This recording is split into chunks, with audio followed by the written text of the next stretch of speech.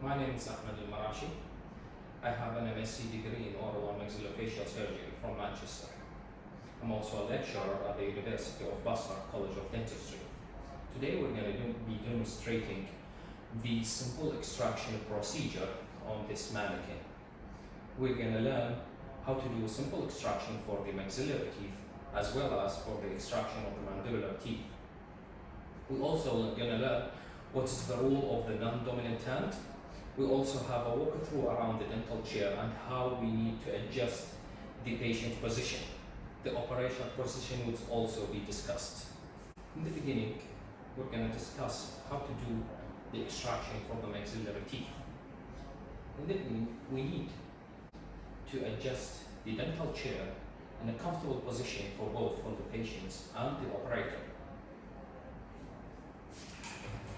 The adjustment of the dental chair can be done either by using the buttons that is seated here on the tray, or sometimes in some dental chairs you have a foot switch that can be controlled within the back of the chair. This can be used to elevate the chair, bring it down, as also to adjust the backrest.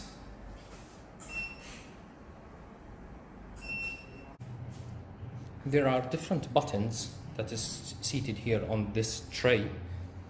We have predefined setting for different position for the dental chair. We have the reset button that will bring the chair to its normal position. We have the position that is used for the patient to raise their mouth. And here we have the adjustment buttons for the dental chair. This button would elevate the chair upward. This one would bring it down. And these would be responsible for the backrest.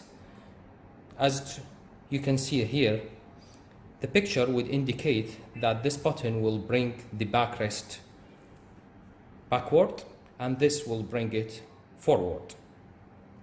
Here we have other buttons. Here we have the light switch and as well the button that is responsible to fill the cup for the patients to rinse their mouth and to rinse the spit on, and this for heating the water. On this model, we have a foot switch that can be used to adjust the height of the dental chair. If we bring it up, it will elevate the chair, and if we press it down, it will bring the chair downward. And also, if we paste from the side to side, it will adjust the backrest of the dental chair. It would be better to use the foot switch instead of the buttons located on the tray for infection control purposes.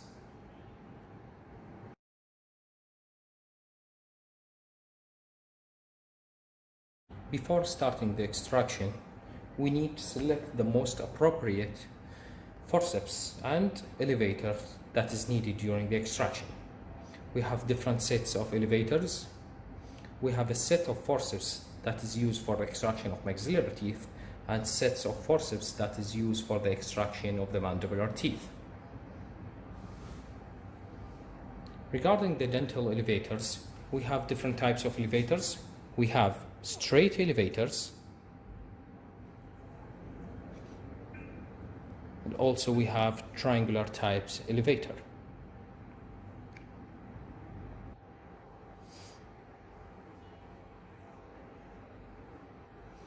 The straight elevator can be subclassified into luxators that have a round end and they have straight configuration of their handle, shank and blade, having them set all in one axis. Another straight elevator are the Copeland chisel. They are similar to the luxator, but their cutting end or their blade have a straight cut. They also have, in common with the luxator, a straight configuration of their handle, shank and the blade all in one axis.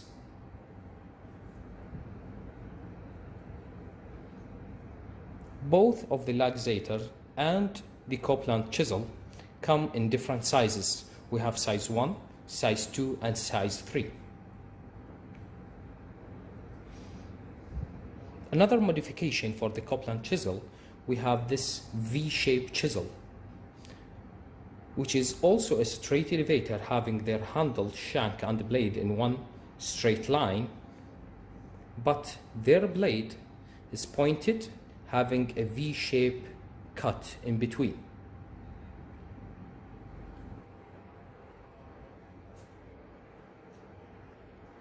Triangular elevator, on the other hand, this is the most known triangular elevator, which is known as the Cryer elevator. We have a pair of Cryer elevators. Some might refer them to as right and left, others would refer them to east and west, but they eventually come in pairs.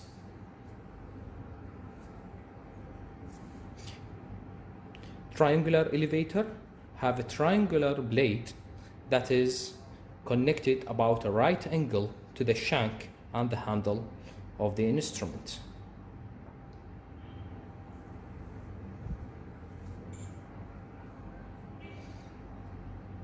Regarding the maxillary extraction forceps, within the set we have different types of forceps. Each forceps can be used for a different group of teeth. Maxillary forceps can be easily differentiated from the mandibular forceps, having their handle, hinge, and the blade all in one line. While the mandibular forceps, on the other hand, having their working end or the blade connected at a right angle to the hinge and the handle.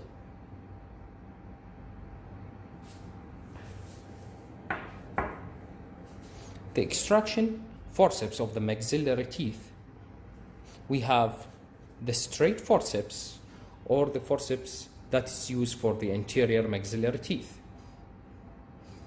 The maxillary forceps that used for the anterior teeth can be used for the extraction of the central, lateral, and the canine on both sides. So it can be used for the extraction of the 6 anterior teeth. The next forceps, which is from the top view, it looks to be straight from their working end, the hinge and the handle.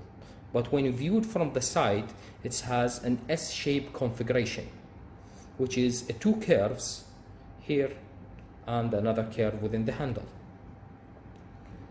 This extraction forceps have a working end that is rounded on both sides.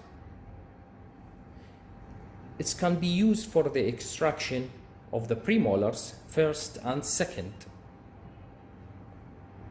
The benefit of this S-shaped configuration will allow to accommodate the lower lip and remaining with the long axis of the tooth.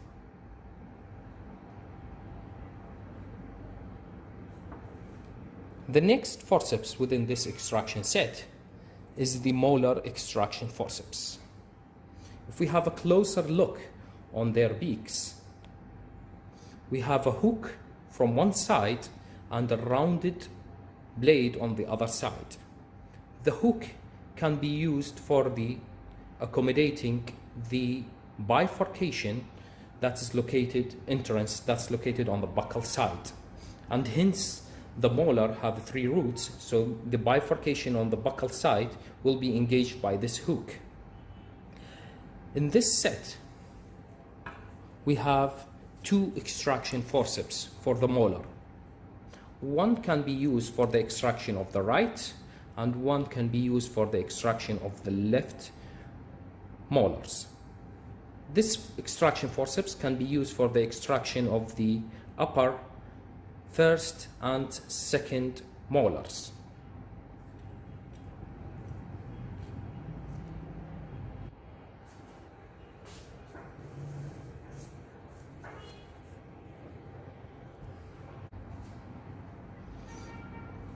Another extraction forceps is the upper third molar extraction forceps.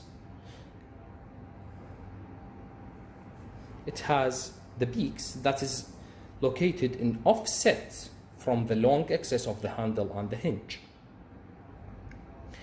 Since we have a wide anatomical variation for the roots of the third molar, This extraction forceps have a round ended on both sides so it can accept the wide anatomical variation of the third molar.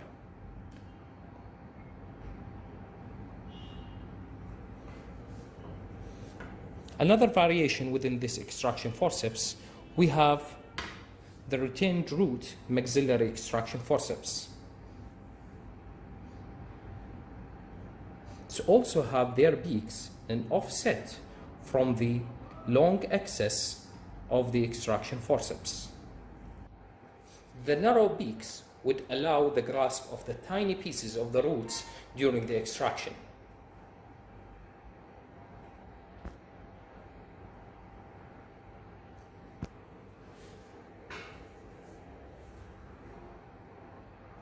This is all for the extraction forceps of the maxillary teeth. Moving for the mandibular teeth, as we said, we have these extraction forceps with their beaks located at a right angle to the shank and the handle, to the hinge and handle. We have an anterior extraction forceps that have a narrow beaks that is closed when the forceps is firmly pressed. These can be used for the extraction of the anterior mandibular teeth.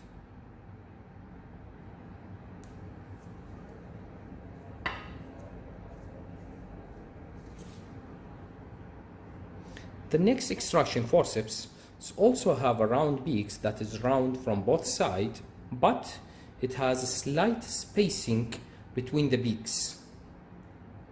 This extraction forceps can be used for the extraction of the mandibular premolars.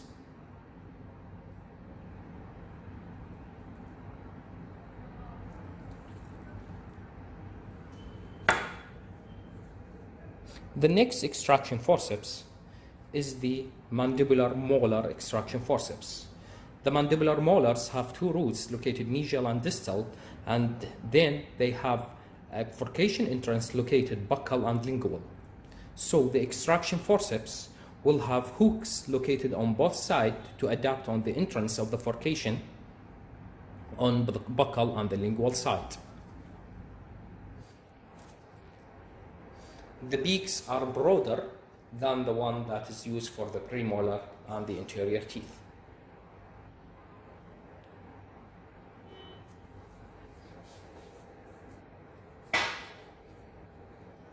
Another modification for the extraction forceps of the mandibular teeth, we have the mandibular cow horn extraction forceps. This forceps have a C-shape beaks that is pointed on the edge. This forceps can be used for the relaxation of the mandibular molars.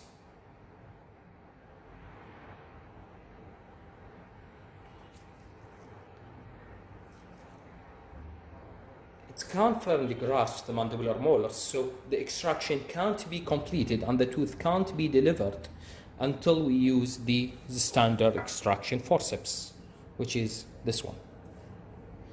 Because this extraction forceps has a broader beaks and can get firm grasp of the tooth.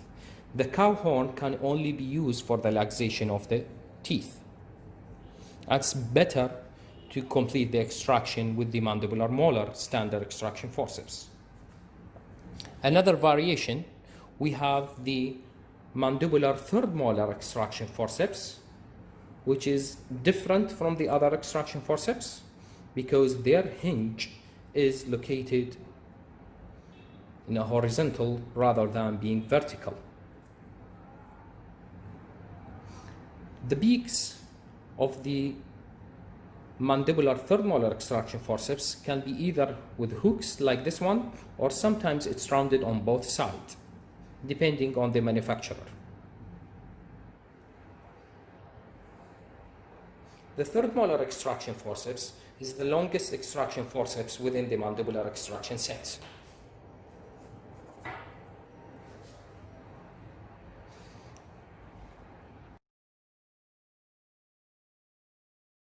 For the extraction of the maxillary teeth, we need to elevate the chair till the patient's mouth is at the level of the operator's elbow.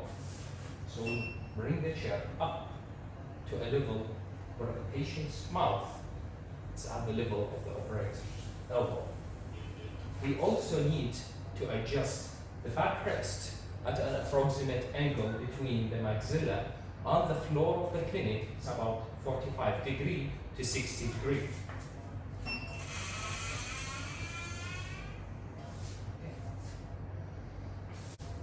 An oral surgical procedure, most of the procedure is done under direct vision. So we don't use a dental mirror to have indirect visualization of the surgical site. Instead, in oral surgery, we should have a direct vision. So in most cases, the operator would stand in front of the patient to have a direct access to the oral cavity. Having set the oral cavity at the level of the elbow will allow the operator to direct the force from their arms and shoulders rather than from their wrists.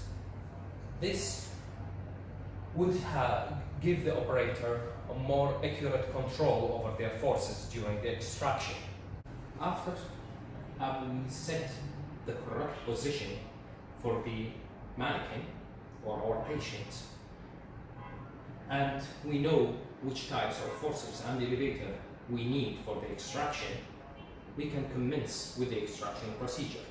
The operator, as we said, need to be standing in front of the patient to have a direct access to the oral cavity.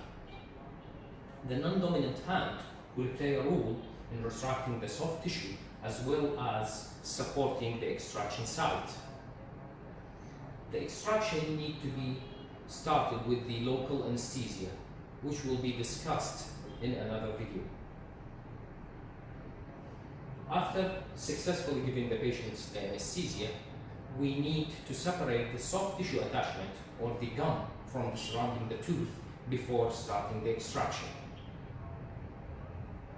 The gum can be separated by using a sharp dental explorer, a dismal tone, or a straight elevator. The separation of the soft tissue attachment will allow deeper grasp of our instruments within the sulcus, and as well as it will protect the soft tissue from being torn during the extraction. Now we will have a closer look into the oral cavity of this mannequin to know the exact steps for the extraction. Now we have a closer look for the oral cavity. Assuming that the patient have given the required anesthesia and given the time to set the anesthesia to become more profound, the non-dominant hand will play a role in retracting the soft tissue during the extraction procedure. The non-dominant hand for a right-handed dentist would be the left hand, while for a left-handed dentist, the non-dominant hand would be the right hand. Since I am a right-handed dentist, the non-dominant hand will be my left, and I will use my thumb and index finger to retract the lip and support the extraction site. The first part would be separating the soft tissue attachment from surrounding the tooth. The soft tissue need to be separated from the buccal side or the labial side as well as from the lingual side. Separating the soft tissue attachment will serve to allow the insertion of the instrument deeper within the socket, as well as it will protect the gingiva from being torn during the extraction. We can use the straight elevator as we have just demonstrated, or we can use a sharp dental explorer to separate the soft tissue attachment. Having successfully separated the soft tissue, we can luxate the tooth with a straight elevator prior to the extraction. And now I'm using a luxator, utilizing a wedging action. Having successfully luxated the tooth, the extraction can be started using the correct forceps. The first movement during the extraction would be the apical push, in which we press the extraction forceps deep within the socket to allow a deeper grasp of the target tooth. The anterior 6 teeth, the 2 centrals, laterals, and the canine, all have in common a single root. So, a rotational movement can be done during the extraction. And then, a buccal or a labio-palatal movement. The non-dominant hand will retract the soft tissue during the extraction procedure and also will provide a tactile sensation of the widening of the alveolar bone during the extraction. We shouldn't pull the teeth out of their sockets. Instead, the combination of these movements, the rotation and the buccolingual or the labio-palatal movement, will serve to luxate the teeth until the extraction will be completed. For the extraction of the canine, the same principle is applied. While for the premolar teeth, a different forceps is need to be used.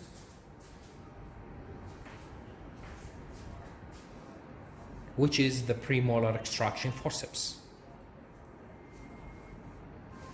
The dentist needs to hold the forceps with their dominant hand, having the index fingers in between the handle to allow the insertion or the manipulation of the handle during the extraction. Having given a firm grasp of the tooth, the index fingers then moved out of the handle to give a firm grasp of the handle during the extraction. The S-shaped configuration will accommodate the lower arch and the lip and allow the direction of the force within the long axis of the premolars. The non-dominant hand also needs to use to retract the soft tissue and also to support. We might ask the patient during the extraction of the maxillary teeth to turn their head slightly toward the operator. We also need to separate the soft tissue with the sharp dental explorer or straight elevator and luxate the teeth with a straight elevator before starting the extraction, similar to what we have just discussed in the anterior teeth. The first extraction movement is the apical push. Having get a deep grasp, I will move my finger to outside of the instrument to get a firm grasp of the tooth. Most of the premolars have 2 roots within the apical area, so no rotational movement can be utilized here, or one of the roots might get fractured during the extraction. Only a bucco-palatal movement can be used during the extraction. The delivery of most teeth will be toward the buccal side. Moving further more posterior within the oral cavity, if we need to extract a molar, we also need to separate the soft tissue, and also we need to select the most appropriate forceps.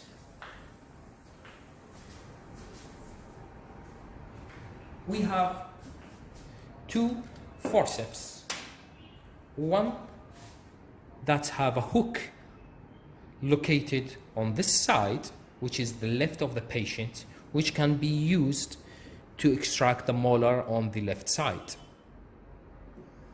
The beak of the extraction forceps, always the hook on the beak of the extraction forceps, always directed toward the cheek, so the beak toward the cheek.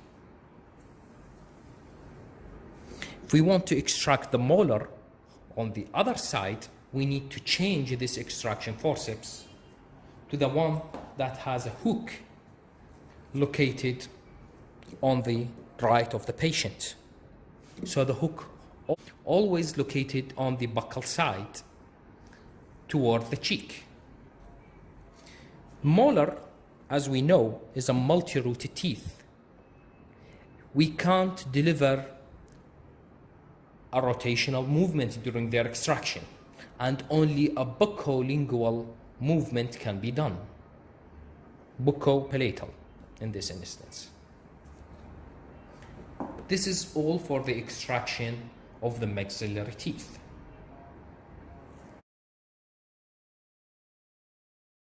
And now we're going to move for the extraction of the mandibular teeth. I'll press the reset button on the dental chair to bring the chair to its original position.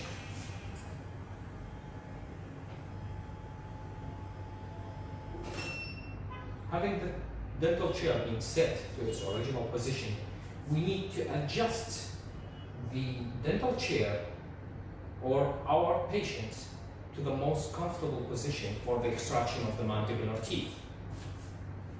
I will use the foot step or the foot switch to control the dental chair. We also need to elevate the dental chair to a level at the elbow of the operator.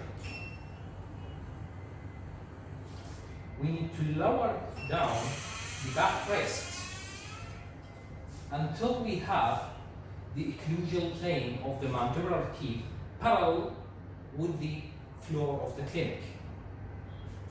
As we said, the oral cavity needs to be at the level of the operator's elbow. The non-dominant hand will also serve a role during the supporting of the mandibular teeth. And hence, the mandible is a movable part. We also need to support the jaw during the extraction. The operator will stand in front of the patient for extraction of the most of the mandibular teeth. But for the extraction of the mandibular right quadrant for the right-handed dentist, the dentist needs to stand beside the patient, like this.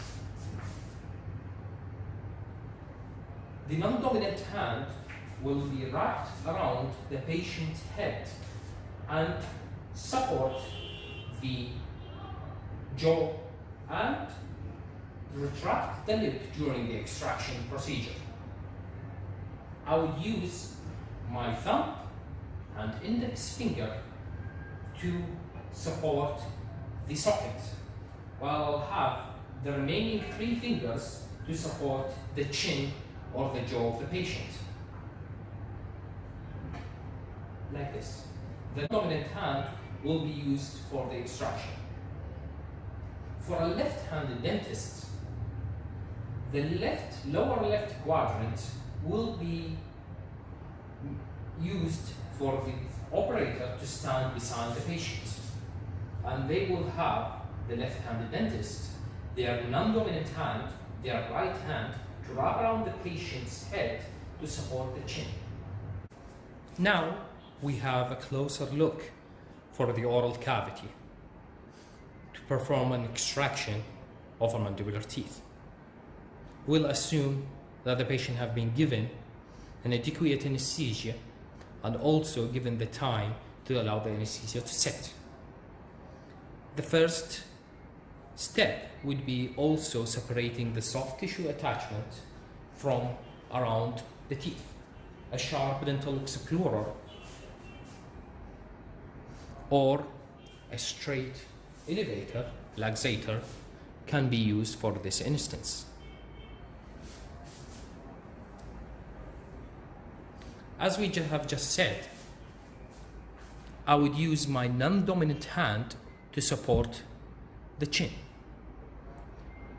I will stand behind or beside the patient during the extraction of the lower right quadrant.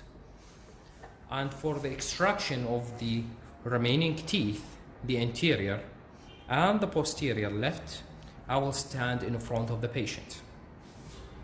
If I want to support the anterior teeth, I would use it like this. I would use my index and the middle finger to support the teeth, and my thumb would be used to support the chin. The same would be applied for the lower left. I would use 2 fingers to support the alveolus or the teeth, and my thumb would be wrapped around the patient's chin to support their jaw. While for the extraction of the lower light, I would stand beside the patient, wrap my hand around the patient's head, and use my thumb and index finger to support the teeth. And the remaining 3 fingers would be wrapped beneath the patient's chin to support the jaw. A bite block can be used on the other side to support the mandible during the extraction. Now, if we want to demonstrate the extraction of one of the anterior teeth, I would support the alveolus, put my thumb beneath the patient's chin, and then use a straight elevator or a probe, sharp explorer, to separate the soft tissue attachment. In this instance, now we will use a sharp explorer around the lateral incisor to separate the gum on the buccal side as well as from the lingual side. Having successfully separating the soft tissue, we need to select the most appropriate forceps, which is in this instance the mandibular anterior extraction forceps. We can use a straight elevator to laxate the teeth prior to the extraction. We might ask the patient to turn their head slightly toward the operator during the extraction.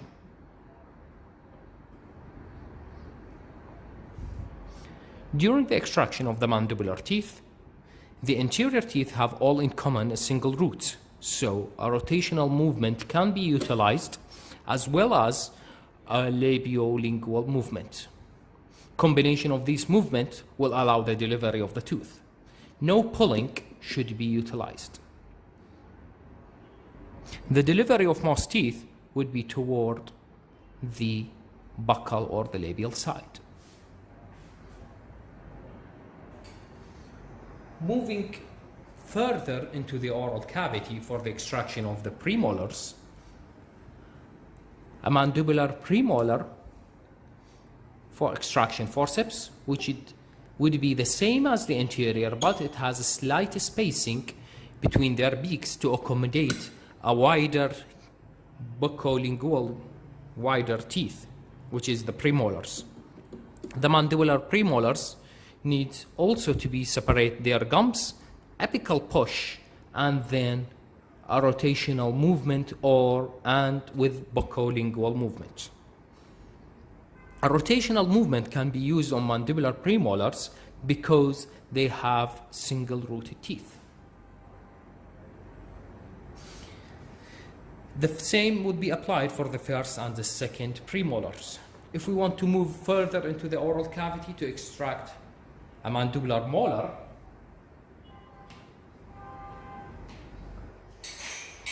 the soft tissue attachment also need to be separated, as we have just said, on both sides. This will allow the extraction to be commenced without damaging the gum during the extraction, as well as would allow the insertion of our instrument deep within the sockets. A mandibular molar extraction forceps, which have hooks on both sides, can be used for the extraction of the mandibular molars. An apical push, and then I would move my finger outside of the handle to allow the delivery of the force. The molars are multi-rooted teeth, so no rotational movement can be done. A buccolingual movement can be used along with a figure of 8 movement can be used during the extraction.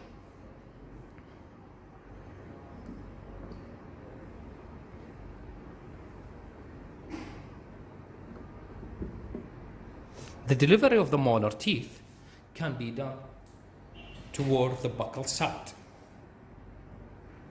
Except for the third molars, sometimes the teeth are directed lingually, so their delivery sometimes might be toward the lingual side. The third molars are not located within this mannequin, so it can't be demonstrated now. If you want to extract a mandibular molars or premolars from the right side, I would stand beside the patient, ask the patient to turn their head slightly toward the operator, and then we need to support with the non-dominant hand using the thumb and the index to support the socket. The remaining 3 fingers would wrap around the patient's chin. A sharp dental explorer or a straight elevator can be used for the separation of the soft tissue or the gum around the teeth from both sides, from the buccal as well as from the lingual side. Having successfully separating the soft tissue, the correct forceps is selected. For the premolars, we use the premolar extraction forceps with the space between the beaks. We need to apply an apical push to get a deep grasp within the sockets. Then, firm grasp of the forceps, I would move my finger outside the handle, and then we start the movement, a rotation and a buccolingual. Combination of these movements will allow the delivery of the tooth. Of course, the teeth, as we said, can be luxated using a straight elevator prior to the extraction. Regarding the extraction of the molar,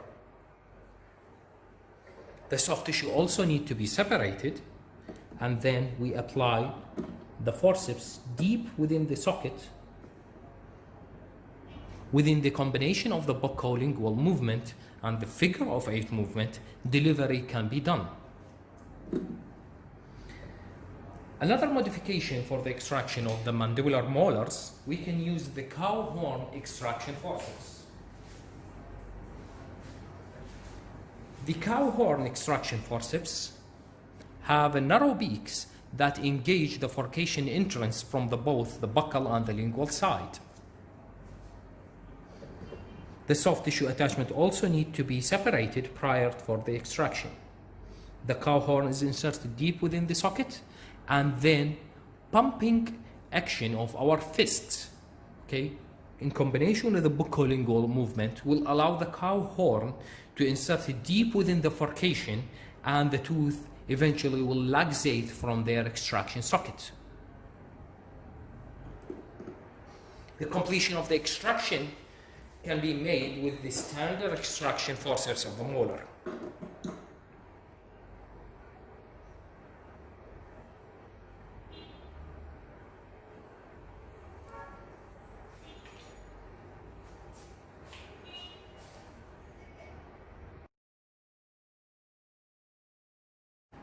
After completing the extraction, we need to reset the position of the dental chair and make the patient sit into a right sitting position by pressing the reset button on the dental chair. Having the patients in the upright position, we give them a few seconds to stay calm on the dental chair. Post-operative instruction needs to be given after the extraction. We ask the patients to bite firmly on a piece of gauze on the extraction site. So we take a piece of gauze, wrap it, and ask the patient to bite on it for about 30 minutes to an hour. We ask the patients not to spit or raise their mouth for at least 24 hours. Spitting or raising their mouth will allow the clot to be dislodged from their socket, and infection or dry socket localized alveolar ostitis might occur. Bleeding might also can recur if the clot dislodged.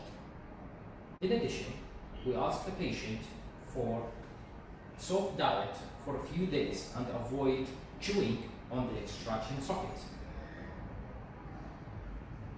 Soft diet can be in the form of cold intakes and avoid any warm fluids.